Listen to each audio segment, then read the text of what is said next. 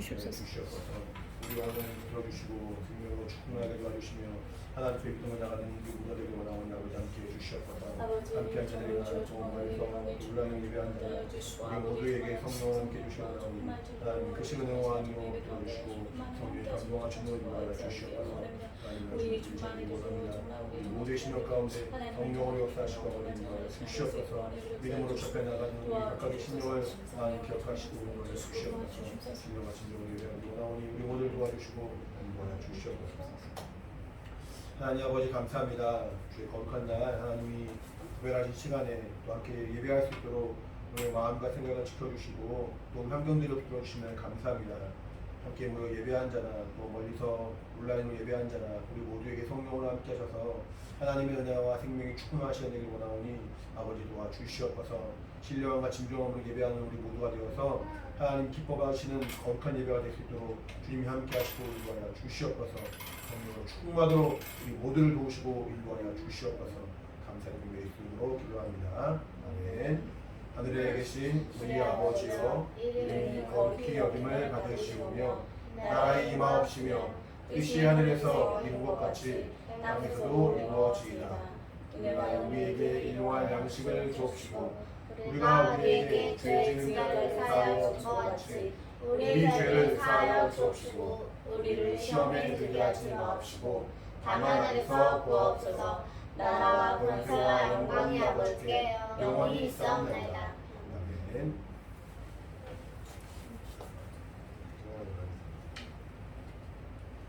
예수라는 찬양입니다. 우리에게 은혜 주신 예수의 은혜를 기억하며 찬양할 수 있는 찬양입니다.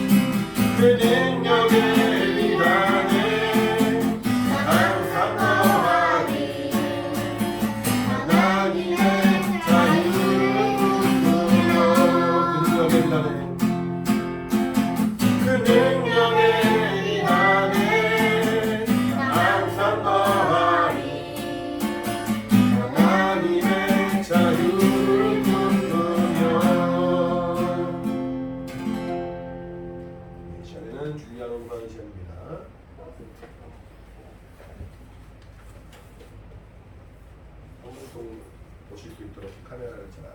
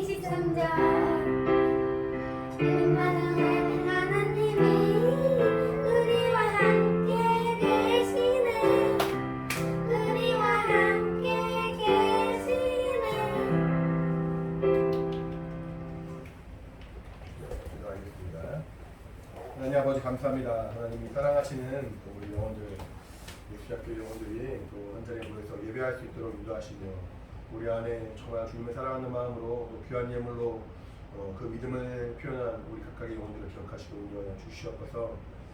김태린 어린이, 김예빈 어린이, 김유 어린이, 윤서 어린이, 윤서우 어린이 정말 주님을 사랑하는 마음으로 주 앞에 나와서 예배할 때, 또 온라인으로 예배할 때 이렇게 귀한 예물을 주 앞에 드렸습니다. 어린아이부터 정말 하나님을 분명히 알고 성령으로 변화받아 믿음 안에서는 성령의 놀라운 증거가 있기를 원하고 한 명 한 명 기억하시고 은혜 말씀이 충만하도록 인도하여 주시옵소서. 여러 가지 모양으로 우리 각각의 영혼들, 각각의 가정들을 기억해 주셔서 하나님의 신령한 복이 충만히 임함으로 말미암아 믿음이 더욱더 성장하고 더 주님을 사랑하고 더 주 앞에 온전히 나아가는 거룩한 역사를 인도하여 주시옵소서. 하나님께서 함께하시고 도우시고 인도하시는 놀라운 은혜와 성령의 증거가 우리 각 사람 안에, 우리 각각의 가정 안에 충만히 임할 수 있도록 주님이 함께하여 주시옵소서. 감사드리며 예수 이름으로 기도합니다. 아멘. 믿음으로 오늘 모든 영혼들에게 하나님의 신령한 복이 있기를 예수님 축원합니다. 할렐루야. 아멘. 말씀 보겠습니다. 하나님 말씀은 마태복음 3장 13절로 17절입니다.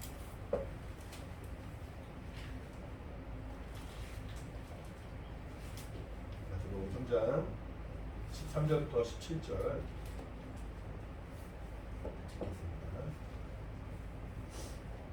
여기 나와 있는 있는 성경에 혹시 세례라고 나와 있는 성경책은 침례라고 읽어주시면 됩니다.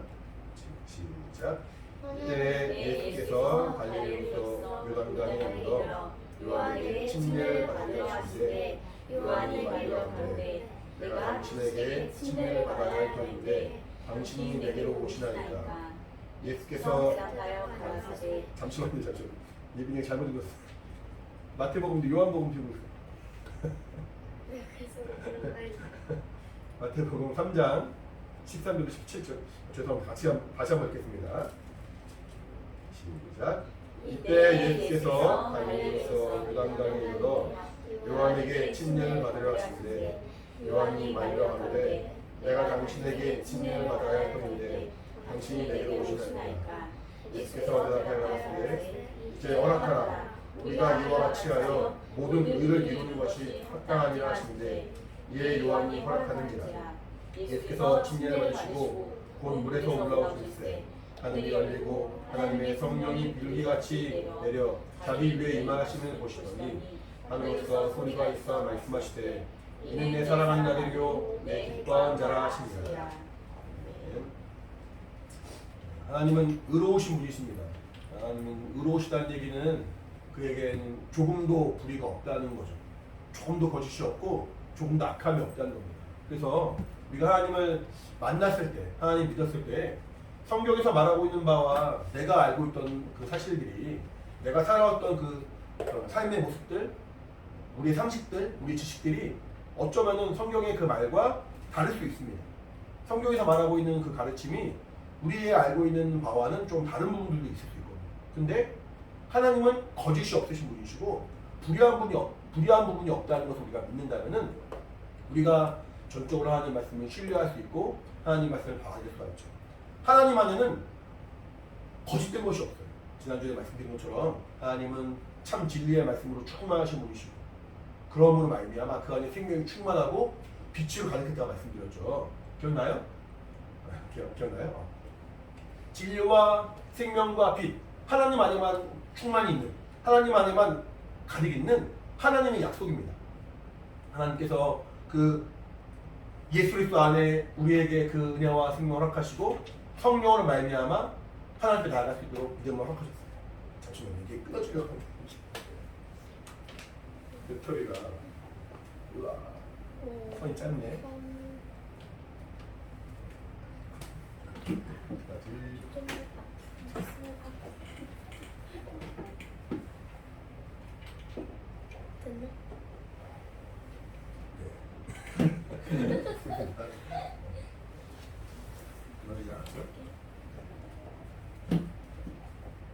하나님은 의로우신 분이기 때문에 그에게는 하나님의 그 영광과 하나님의 진리의 말씀, 생명으로 충만하신 분이거든요.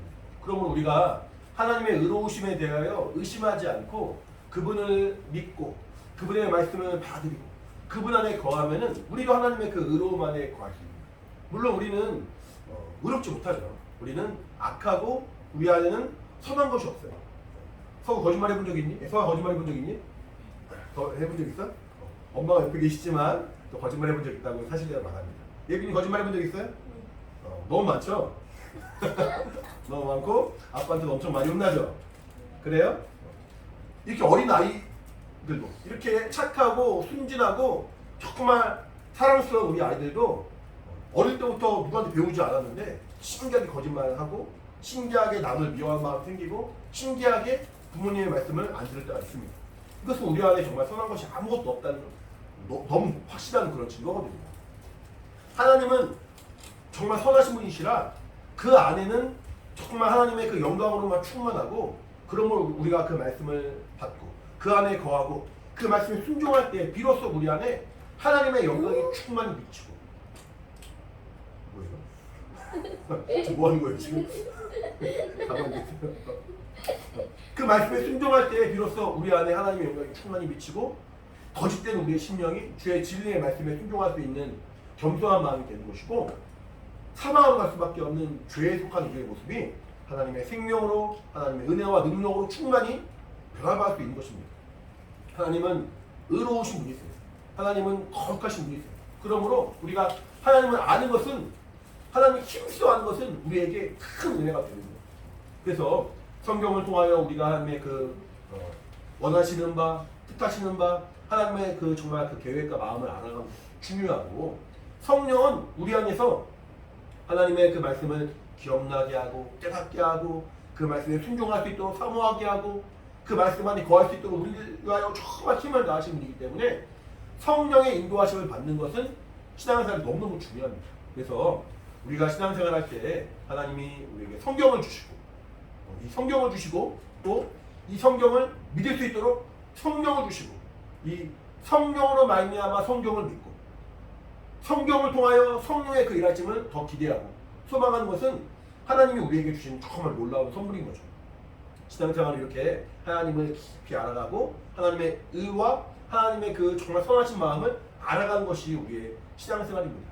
하나님은 우리 인간을 사랑하시는 분, 사실은 죄인이지만 사실은 죄악 가운데 거하지만 우리 그렇죠. 자녀들이 거짓말하거나 속인다 할지라도 정상적인 부모라면은 그런 자녀를 거짓말했다고 해서 속였다고 해서 혹은 나쁜 짓을 했다고 해서 내쳐버리지 않죠.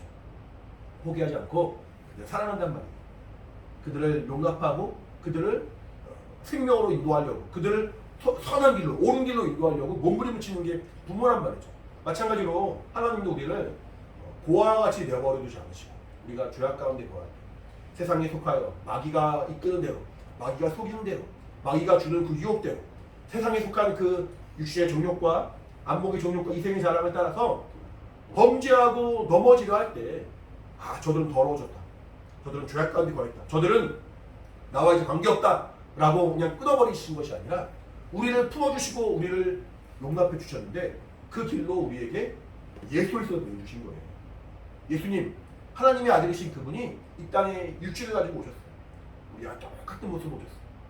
똑같은 모습으로 전혀 구별되지 않는 정말 인간과 동일한 모습으로 오셨어요. 그리고 동일한 모습으로 오셨다는 얘기는 겉모습만 그렇다는 것이 아니라 우리와 똑같은 어떤 육체 한계를 겪으신다는 거예요. 밥을 드시지 않으면은 그도 시장하셔서 굶주리고 힘이 들고 배가 고프고 뭔가 먹어야만 하고 밥을 먹은 다음에는 또 활동할 수 있지만 활동한 다음에는 피곤하니까 쉬어야 돼요. 육체의 한계를 가지고 이 땅에 오신 거예요. 그래서 그를 때리면은 주님도 아파요. 예수님 이 땅에 오셨을 때 사람들이 예수님을 때렸거든요. 성아 맞아본 적 있어? 한 번도 맞아본 적 없어? 잘 모르겠어? 예원이 맞아본 적 있어? 누구한테 맞아봤어요? 엄마한테 맞아봤어요? 네. 엄마가 때렸어요? 네. 왜 때렸어요? 몰라요? 몰라요? 때리면 아파요? 안 아파요? 아프죠. 우리 인간만 아픈 게 아니라 우리 사람만 아픈 게 아니라 예수님도 맞았어요. 말씀 안 들어가지고 부모님한테 맞은 게 아니라 하나님의 말씀에 순종하다 보니까 하나님을 모르는 사람들이 그를 핍박하고 그를 미워해서 채찍으로 때리기도 하고 얼굴에 뺨을 치기도 하고 뺨에 또 침을 뱉기도 하고 온갖 모욕을 다 겪었어요. 예수님도 사람으로 오셨기 때문에 그 모든 고통이 우리가 똑같이 겪으시는 거예요. 근데 그가 이 땅에 오시지 않으면은 그가 이 땅에 오셔서 아버지의 말씀에 순종하지 않으면은 우리의 죄의 문제가 해결될 수 없으니까 예수님은 아버지의 명령대로 그대로 순종하십니다. 지난번에 말씀드리기를 그리스도라는 것은 예수님이 짊어지신 직분이라고 말씀드렸죠. 예수님의 직분. 마치 김도현 목사, 윤석열 대통령 이렇게 사람과 직분이 붙어있는 것처럼 예수 그리스도, 예수님의 직분이 그리스도인 거예요.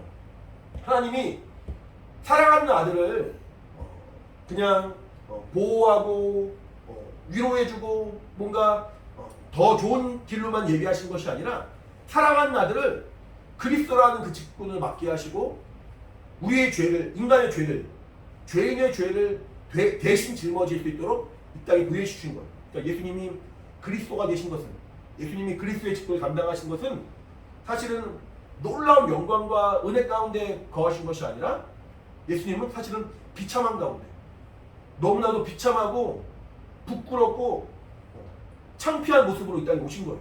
그가 죄인처럼 죽으셨어요.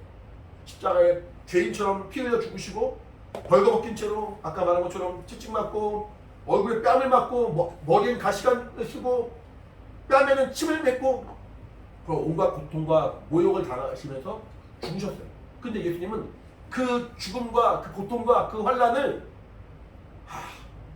도저히 못하겠다. 아이고 이것을 정말 내가 못할 짓이다 라고 말씀하신 것이 아니라 이것이 하나님의 뜻이고 하나님의 말씀이고 하나님 명령이기 때문에 이것이 의라고 여길 겁니다. 의라고. 여기 보시면은 오늘 본 말씀에 자 예수님이 침례 요한에게 침례 받으러 왔습니다. 근데 침례 요한이 14절에 보니까 요한이 말려 가로되 내가 당신에게 침례를 받아야 할 터인데 당신이 내게로 오시나이까. 그러니까 침례 요한과 예수님은 서로 아는 사이예요. 친척지간이에요. 근데 침례 요한이 나이가 많겠어요? 예수님이 나이가 많겠어요? 침례 요한 6개월 먼저 태어났어요. 6개월. 나이가 뭐 다른지 모르겠지만 거의 비슷한 나이긴 한데 6개월 먼저 태어났어요. 6개월 먼저 태어난 침례 요한이 예수님에게 내가 당신에게 침례 받아야 할 터인데 침례라는 거는 이따가 말씀드리겠지만 아무나 줄 수 있는 게 아니죠. 우리 이렇게 교회 안에서도 침례 줄 수 있는 사람이 있어요. 누구예요? 목사님. 목사만 줄 수 있고 하나님이 그 직분을 맡기시고 그 직분을 허락하신 사람만 할 수 있는 거예요. 하나님은 침례 요한에게 침례 줄 수 있도록 그 직분을 허락했어요. 근데 침례 요한이 볼 때 예수님은 나보다 더 하나님의 인정받는 사람, 나보다 더 하나님이 보내시고 하나님이 세우신 사람 너무 확실하니까 나 또한 예수님께 침례받는 것이 마땅하다라고 생각할 정도로 하나님은 예수님을 구별하셨고 사용하셨다는 거죠. 근데 그 침례 요한이 예수님 앞에 섰을 때 예수님이 침례 받으러 앞으로 오니까 내가 받아야 할 터인데 당신이 내게 침례를 받으러 오십니까? 라고 곤란해하는 거예요. 무슨 말인지 알겠어요? 그러니까 예를 들어서 공부를 잘하는 사람과 공부 못하는 사람이 있어요. 그럼 공부를 잘하는 사람이 공부를 못하는 사람 도와줄 수 있어요? 아니면 공부를 못하는 사람이 공부 잘하는 사람 도와줄 수 있어요? 공부를 잘하는 사람이 못하는 사람이.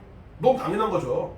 선생님이 학생을 가르치듯이 공부를 잘하고 뭔가 지식이 많은 사람이 그렇지 못한 사람을 도와줄 수 있는 거예요. 근데 쉽게 얘기하면은 공부 못하는 사람 앞에 공부 잘하는 사람이 와서 나 이 문제 좀 가르쳐줘.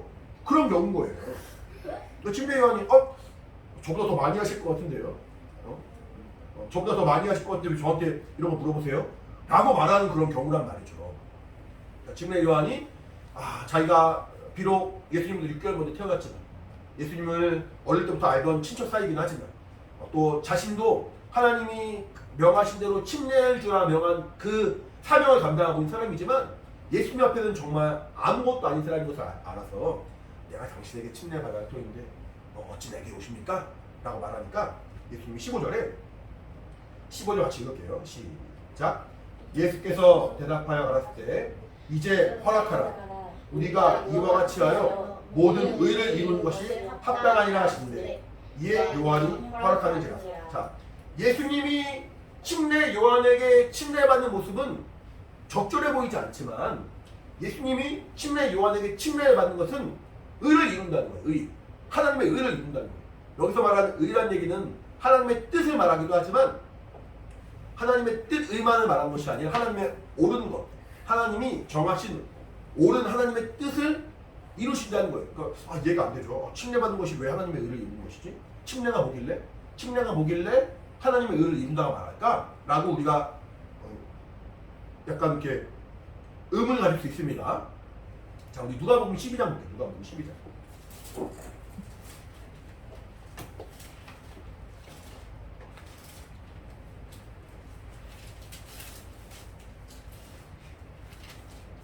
누가복음 12장 50절.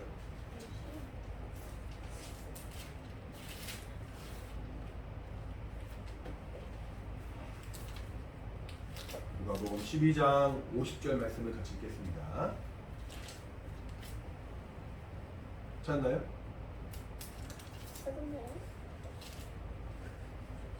아직 못 찾았나요? 12장 50절. 같이 시작. 나는 받은 침례가 있으니 그 이루기까지 나의 답답함이 어떠하겠느냐. 자, 예수님이 하신 말씀인데 예수님이 뭐라고 말씀하시냐면은 나는 받을 침례가 있다. 이 시점은 이미 침례 요한에게 침례를 받은 시점이에요.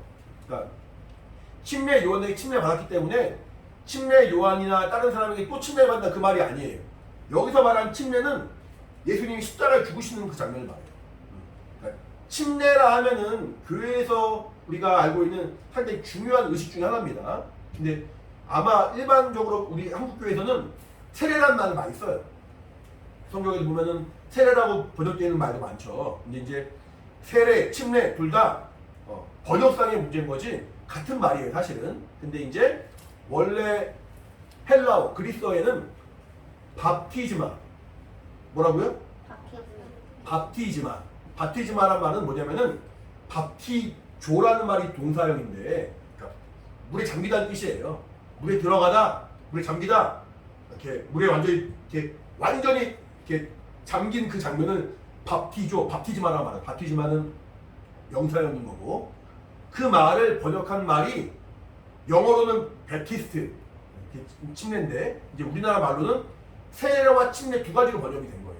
근데 세례란 말의 그 세자는 레는 우리가 교회에서 말하는 예식을 말하는 거고 세는 씻을 세.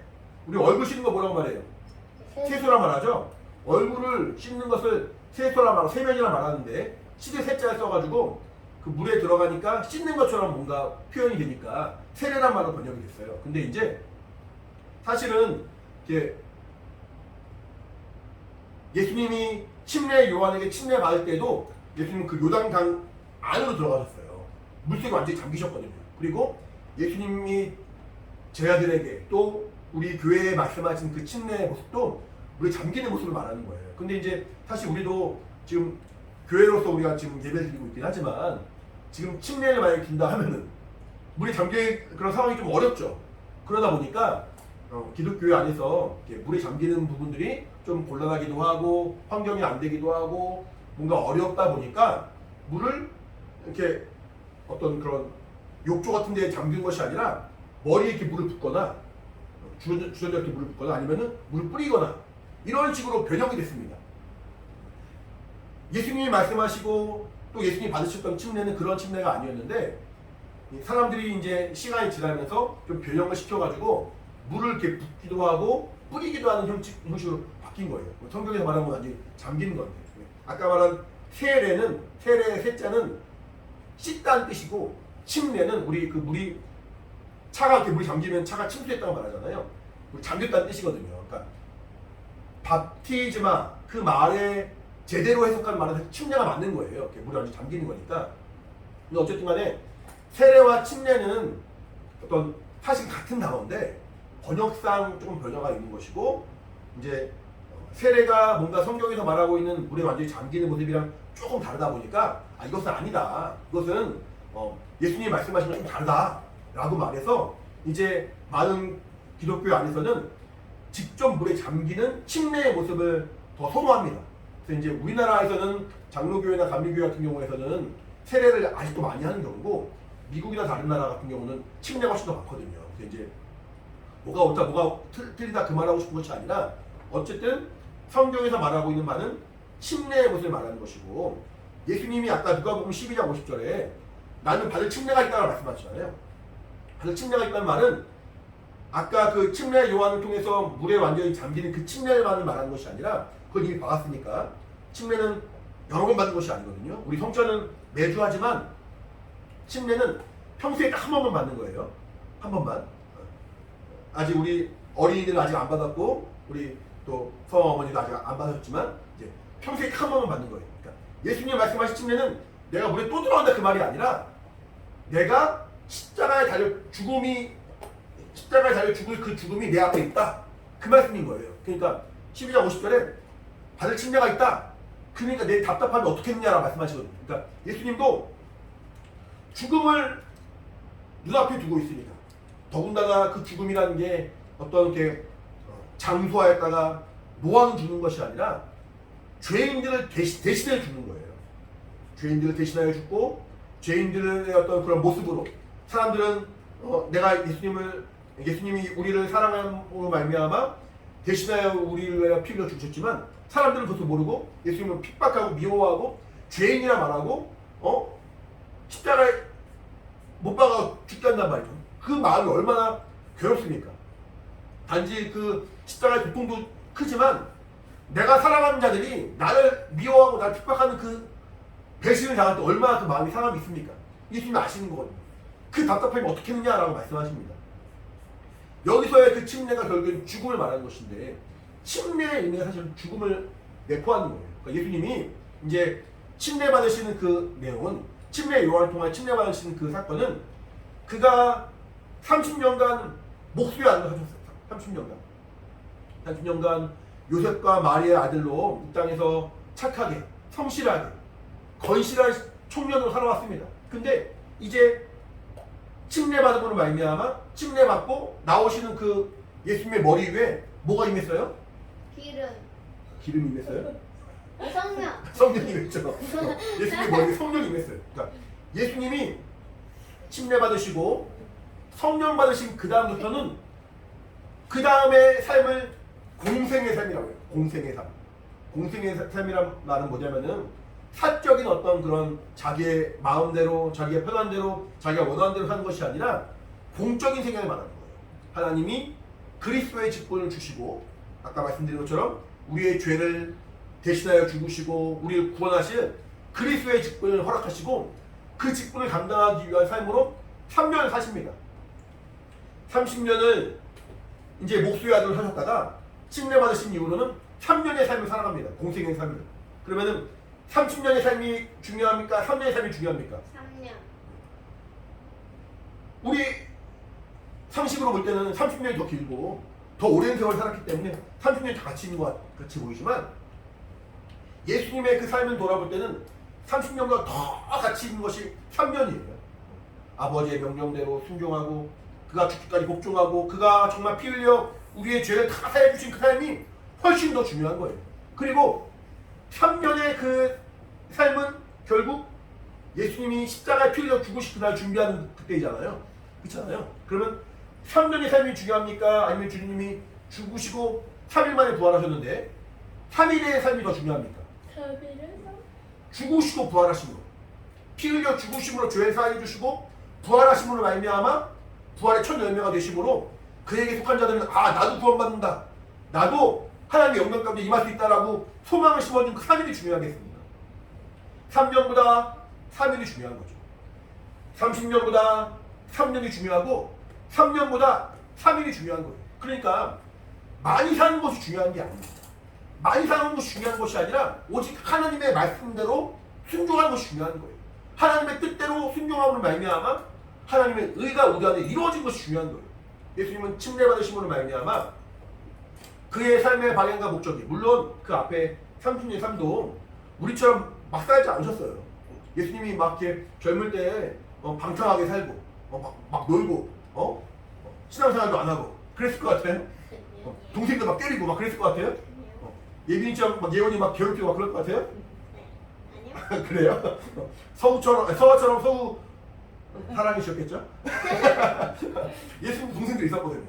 동생들한테 야 내가 형인데 말 안 들어? 첫째예요. 첫째였어요. 왜냐면은 마리아와 요셉이 아직 그 결혼하기 전에 예수님이 마리아의 태 낳기 때문에 예수님이 마리아에게 처음 태어난 사람이고 마리아와 요셉이 결혼한 이후로 동생들이 낳기 때문에 육체적으로는 동생들이 여러 명 있어요. 근데 예수님이 야 내가 너희가 형인데 야, 나는 하나님으로 말미암아 태어난 사람인데 니도 까불어? 그랬겠어요? 그렇지 않아요. 예수님은 정말 너무 착하고 훌륭하게 사셨어요. 동생들에게도 사랑을 베풀고 부모의 말에도 순종하고 아마 누가 보더라도 인정할 만한 그런 착한 사람이었을 거예요. 근데 그렇게 훌륭한 사람이었지만 그 30년의 삶이 침례받고 성령 충만으로 말미암아 아버지가 명령하신 그 명령에 순종한 삶과는 비교할 수가 없다는 거예요. 예수님이 공생을 시작하시면서 제자를 부르십니다. 나를 따르라 말씀하시고 제자 삼으시면서 아까 말했죠. 공적인 생. 그러니까 이제 자기 마음대로 뭔가 자기가 원하는 대로 사는 것이 아니라 하나님이 명령하신 대로 하나님이 주신 그 직분을 따라 직분을 이루는 공적인 삶을 살아가는 거예요. 3년간의 삶 가운데 병들에 고쳤습니다.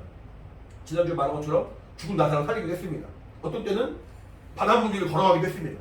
어떤 때는 수많은 사람들을 고치고 수많은 사람들의 그 주진배를 채워주기도 하시고 3년간의 삶이 조금도 헛되이 보인 적이 없고 너무나도 정말 건실하게 너무나도 정말 성실하게 사셨습니다. 근데 그가 아무리 성실하게 살고 아무리 하나님 말씀에 순종한다 할지라도 피 흘려 죽지 않으시면 아무 의미가 없는 거예요.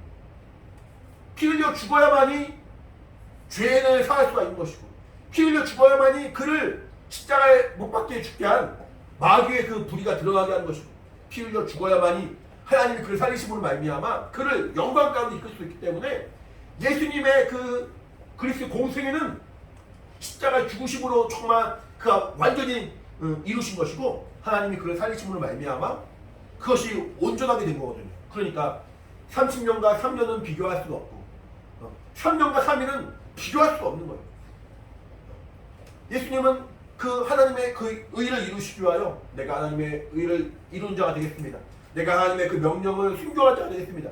내가 그 하나님의 명령대로 정말 죽기까지 복종한 자가 되겠습니다. 그런 마음으로 침례를 받으신 거예요. 그러니까 하나님이 보실 때 우리 물놀이 해본 적 있죠? 물놀이 하면서 물에 들어가 본 적이 너무 많잖아요. 근데 수많은 사람들이 물놀이 하면서 물에 들어갔다 나오기도 하고 또 장난치면서 물에 들어갔다 나오기도 하고 혹은 실수로 물에 빠졌다 들어갔다 나오기도 하고 여러 많은 사람들이 물에 들어갔다 나오기도 하지만 그 어떤 사람도 물에 들어갔다 나올 때 하나님이 기뻐하신 적이 없었거든요. 예수님이 물에 들어갔다 나오신 그 사건은 단지 물에만 들어갔다 나온 것이 아니라 내가 아버지의 그 뜻대로 순종함으로 말미암아 의를 이룬 자가 되겠습니다. 내가 죽기까지 복종한 자가 되겠습니다. 내가 정말 부활의 첫 열매로서 하나님이 명령하신 대로 십자가에 달려 죽고 하나님이 살리시는 대로 부활한 자가 되어서 많은 사람들의 부활의 그 첫 소망이 되겠습니다. 라는 마음으로 침례 받으신 거예요. 그러니까 하나님 보실 때 너무 정말 행복하신 거죠. 내 사랑하는 아들 내 기뻐한 자. 부모의 마음은 그래요. 부모의 마음은 사실은 이렇게 아무리 말을 안 듣고 아무리 속상하게 할지라도 우리 사랑하는 자식들이 한 가지 순종하고 한 가지 말씀에 또 잘 따라가고 또 공부를 혹시 못한다 할지라도 공부를 못하고 혹시 사회적으로 별로 특별한 어떤 존재가 아닐지라도 부모의 마음을 정말 기쁘게 하고 부모가 원하는 대로 정말 잘 성장하면은 그것이 부모의 큰 기쁨이 되거든요. 예수님을 사랑하시는 아버지, 하나님 아버지, 하나님은 정말 예수님을 너무너무 사랑하신 참 아버지신데 그가 아들이 십자가에 죽은 것이 얼마나 고통스럽습니까?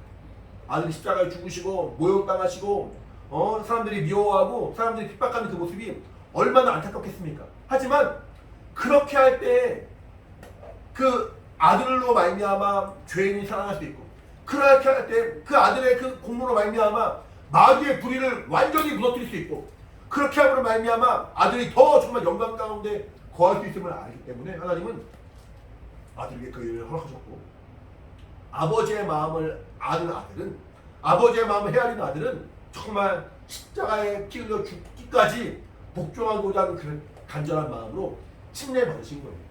침례 받으시니까 하나님이 정말 너무너무 기쁘신 거예요.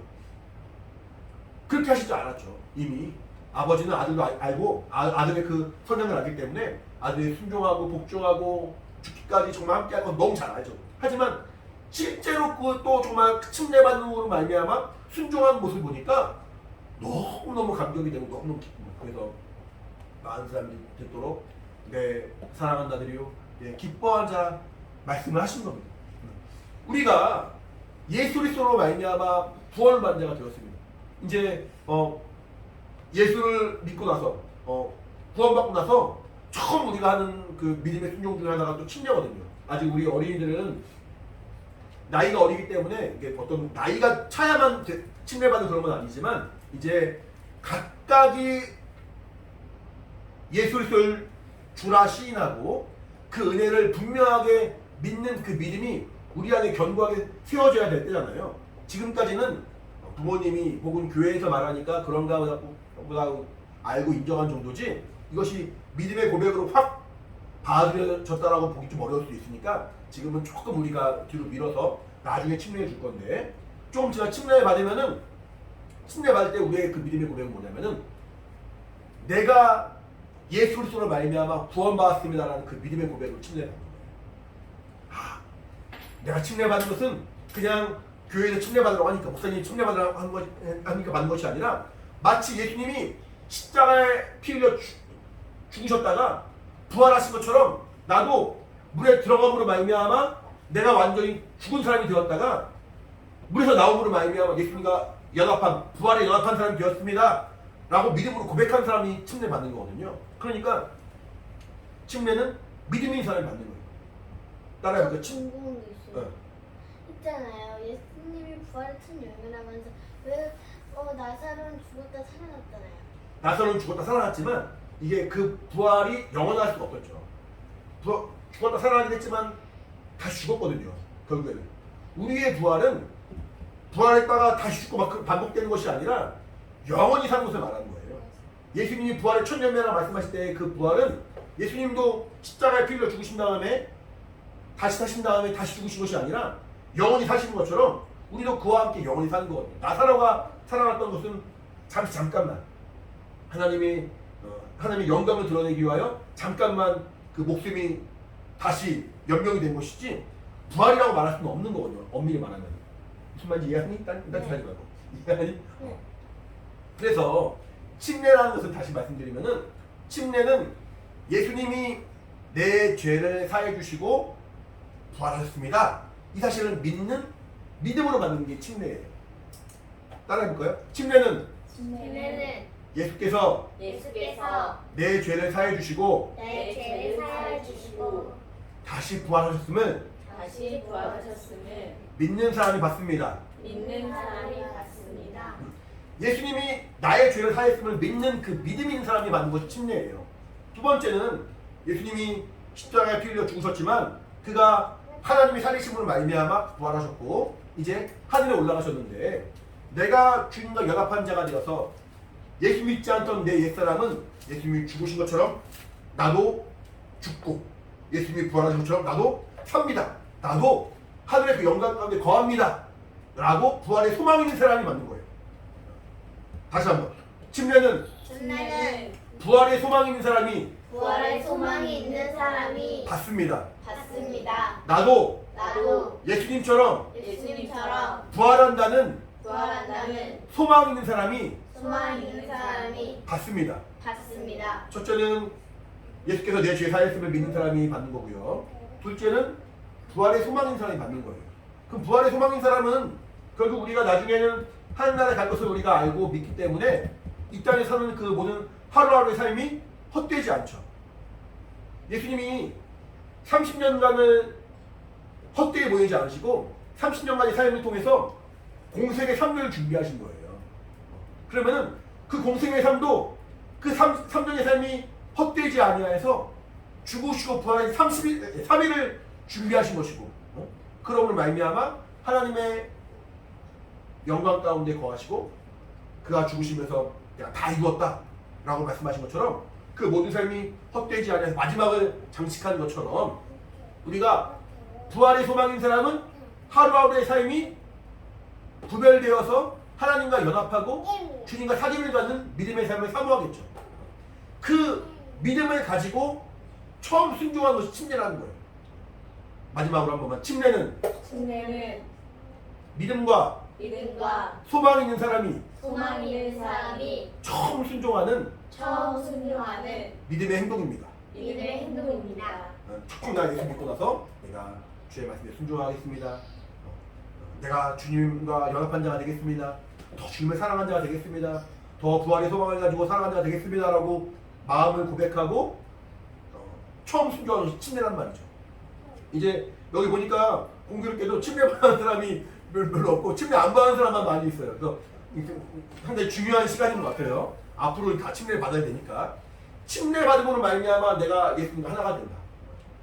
예수님이 십자가에 죽으신 것처럼 나도 침례 받음으로 나도 완전히 장사 지내서 옛사람을 예수님과 여러 관계없던 내 옛사람을 장사 지내고 예수님이 거룩한 몸으로 부활하신 것처럼 나도 거룩한 신분이 되어서 주님과 연합한 자로 부활한다 라는 소망과 믿음이 있는 사람이 침례를 받는 사람이 된다는 거예요. 이게 우리의 신앙의 고백입니다. 이렇게 믿음으로 나아갈 때 마치 예수님이 침례받으실 때 하나님 뭐라고 말씀하셨어요? 뭐라고 말씀하셨어요? 예수님 침례받았을 때 하나님 뭐라고 말씀하셨어요? 이렇게 봐요. 내 사랑은 내 기뻐한 자라 말씀하시잖아요. 내가 침례받을 때 하나님이 나를 그 믿음을 보시면서 내 사랑한 자여 내 기뻐한 자라. 내가 침례받는 그 순간만이 아니라 침례받는 그 순간에 그 믿음이 일평생 유지되어서 한 번 받는 거니까 일평생 유지되어서 그 말씀 안에 더 거하려 하고 더 순종하려 하고 더 몸부림치며 더 좁혀 나갈 때 주님이 기뻐하시면 하나님 기뻐하시면 내 사랑한 자여 내 기뻐한 자라. 내 사랑한 자여 내 기뻐한 자라. 우리 아이들은 부모님이 사랑하시는 것 같아요? 그래요? 이거 아니에요. 아빠 안 사랑하는 것 같아요? 누구요? 예원이 안 사랑하는 것 같아? 진짜? 어떡해? 예비 아빠 안 사랑하는 것 같아? 좋아하는 거. 좋아하는 것 같아요? 사랑하는 것 같아요? 예원아, 아빠 안 사랑하는 것 같아? 그러면은 아빠가 예빈이 예원이를 기뻐하는 것 같아요? 그거는 좀 다시 왔어요. 서화서우는 엄마 아빠가 서화서우 볼 때마다 기뻐하시는 것 같아요? 아 그래요? 아 좋아요. 사랑하고 사랑하는데 또 기뻐하는 것도 별개의 문제인 것 같아요. 그렇죠? 사랑하는데 아 이 녀석들 기뻐하는 것도 별개의 문제인 것 같아요. 물론 기뻐요. 우리 아이들 보면서 기쁘고 서화서우를 볼 때도 목사님도 동일하게 기쁜 마음이 있어요. 근데 또 이 녀석들 말 안 듣네. 이 녀석들 딴짓하네. 막 그러면은 사랑한 마음이 있지만 기뻐하지는 않을 수 있거든요. 근데 예수님은 하나님이 정말 사랑하는 분이었고 그의 심정으로 하나님이 기뻐하시는 그런 삶을 사셨어요. 그렇게 죽으셨어요. 그리고 마찬가지로 우리도 침례받음으로 말미암아 또 주의 말씀에 순종하는 말미암아 이미 우리는 하나님이 사랑하시는 걸 알아요. 이미 우리는 예수께서 우리 죄를 위하여 대신 짊어주심으로 하나님이 우리를 향한 그 사랑을 확증하셨기 때문에 그 사랑에 대해서 의심할 필요가 없어요.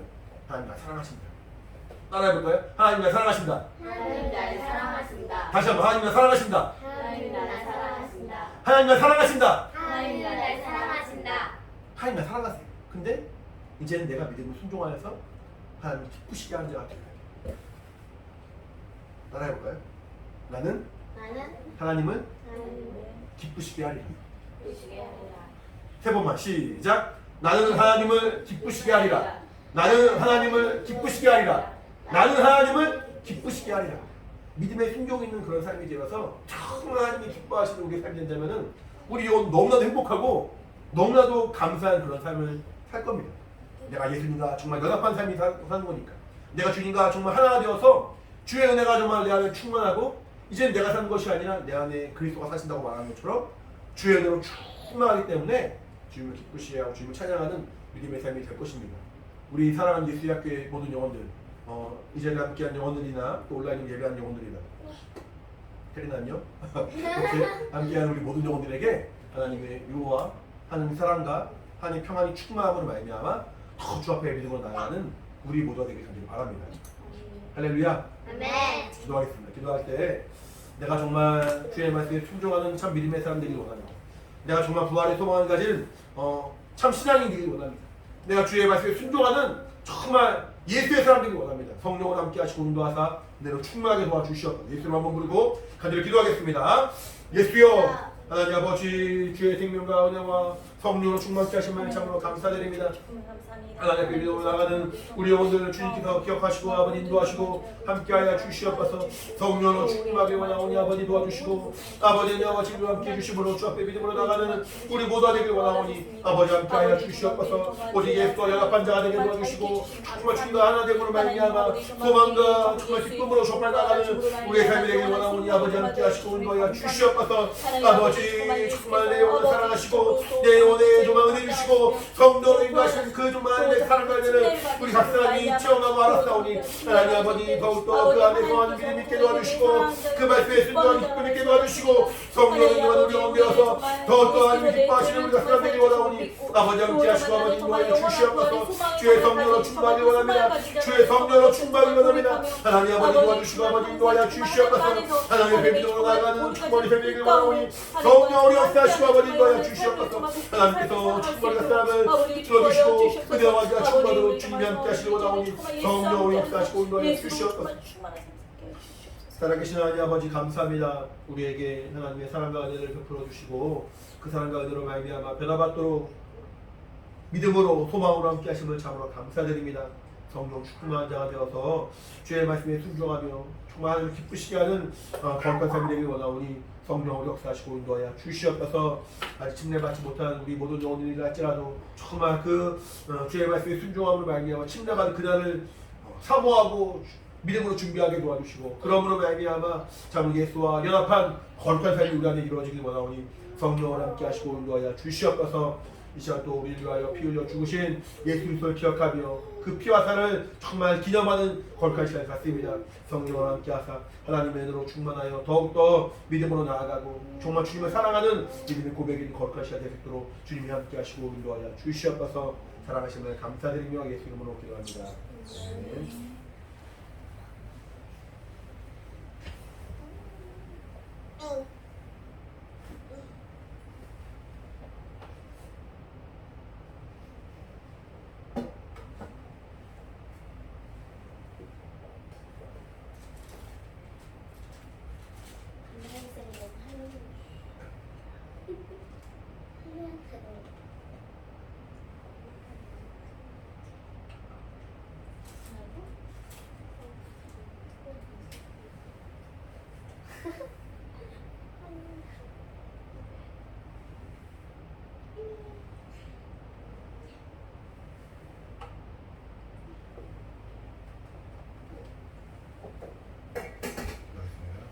하나님 아버지 주님 명령하시고 말씀하신 대로 성찬 잘 마쳤습니다.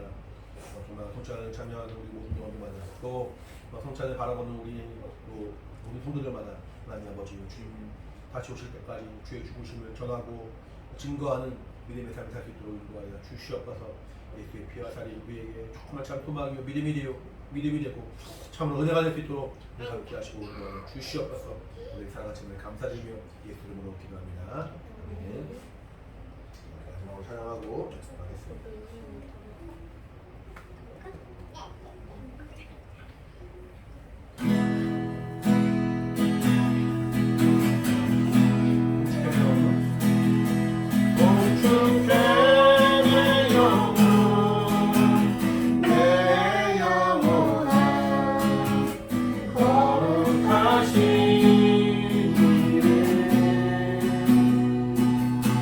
이전에 없었던